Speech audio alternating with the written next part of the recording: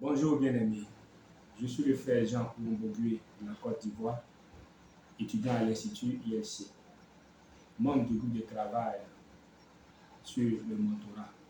Alors le mini-cours que je voudrais vous proposer ce matin est intitulé Mentor, associe-toi au Saint-Esprit pour être efficace.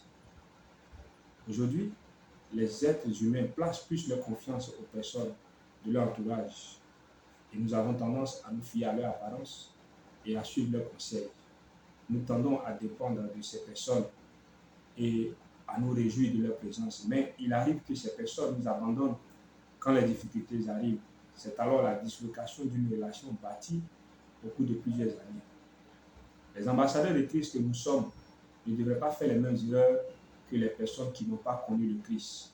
Le but de ce chapitre est de vous encourager à faire du Saint-Esprit votre fidèle compagnon. Il ne vous trahira jamais, il ne vous abandonnera jamais, il ne vous décevra jamais, contrairement aux êtres humains. Il demeure fidèle dans tout type d'épreuve que nous pouvons traverser. Alors, qui est le Saint-Esprit? Dans le livre des Actes, le chapitre 5, le verset 1 à 4, la Bible nous dit que le Saint-Esprit est Dieu. Et également, dans Jean 3, le verset 3 à 8, la Bible nous dit qu'il enseigne au travers de la parole de Dieu. Ainsi, le Saint-Esprit agit de façon évidente.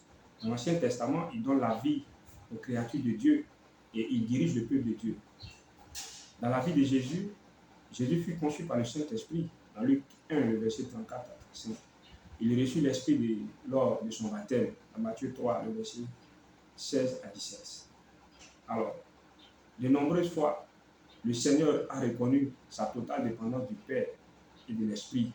Il accomplissait la volonté du Père, tandis que la puissance du Saint-Esprit coulait en lui et au travers de lui.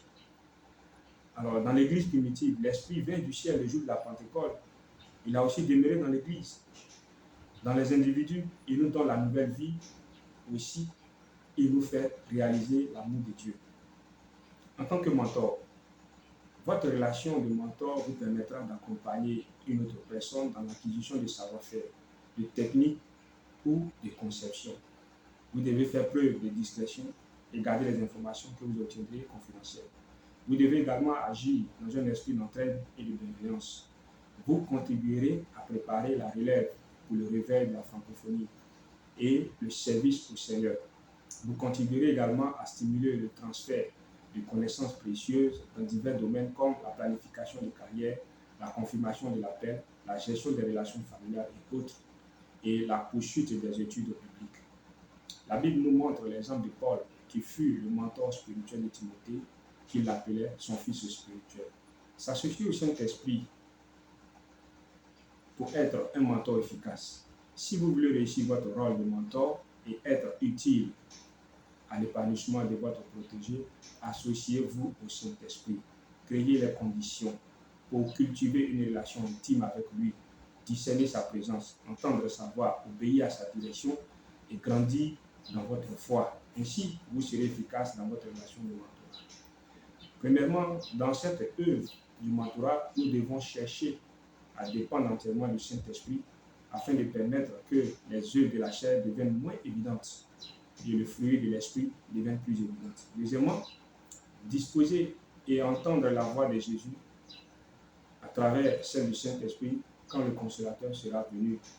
L'Esprit de vérité, il vous conduira dans toute la vérité, car il ne parlera pas de lui-même. Retenons que toute œuvre du Seigneur ne peut se faire selon la volonté de la chair, car c'est une œuvre spirituelle dans ce service du mentorat. Il n'est pas question de démontrer le moi qui est un nom vis-à-vis de mentoré, mais plutôt de transmettre les expériences que notre compagnon, le Saint-Esprit, a permis que nous obtenions par la grâce du Seigneur Jésus dans certaines épreuves et difficultés. Que Dieu vous bénisse et que sa grâce vous poursuive.